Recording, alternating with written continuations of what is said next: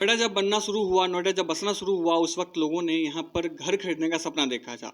जो दिल्ली में लोग रहने वाले लोग थे, वो नोएडा में आकर के बसना शुरू हुए और यहाँ पर उनको बहुत सारे अलग अलग तरीके के स्कीम दिए गए, जिसमें उनको घर खरीदने का मौका मिला।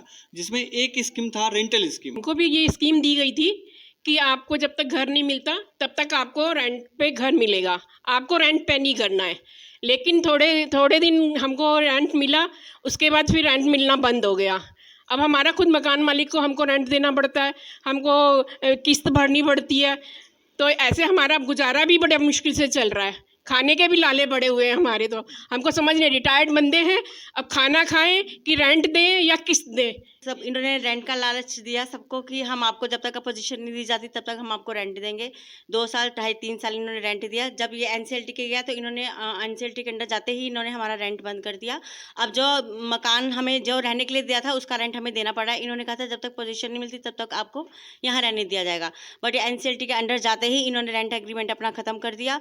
हमें रेंट भरना पड़ रहा है। हमारा मकान कब तक बनेगा अभी हमें कुछ नहीं पता। हम बिल्कुल अंधेरे में चल रहे हैं। इको विलेज 3 में रेंटल प्लान के तहत घर बुक कराया था, जो अभी तक नहीं मिला है। ना ही हमारे घर की नींव खुदी है, ना ही रेंट मिल रहा है और ना ही हमें घर का कोई आशा दिख रहा है कब मिलेगा कब नहीं मिलेगा। ये था रेंटल स्कीम, इंटरेस्ट फ्री। ठीक है, आपको कहा गया था कि आपको बैंक का इंटरेस्ट नहीं पे करना होगा, आपको रेंटल एकोमोडेशन दिया जाएगा अंटिल पोजेशन।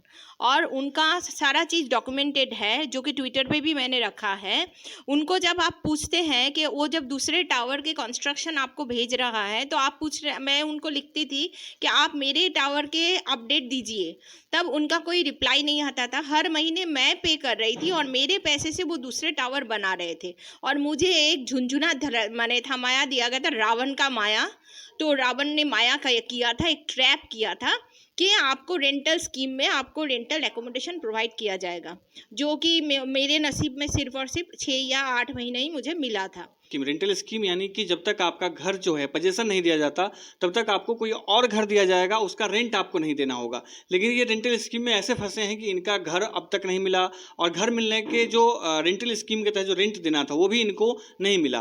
कई ऐसे लोग हैं जिनको अपने सैलरी से अलावा, अपनी जो इनकम है उससे अलावा ज़्यादा जो है पैसा इनको देना पड़ता है इस रेंटल स्कीम के तहत फंस जाने की वजह से।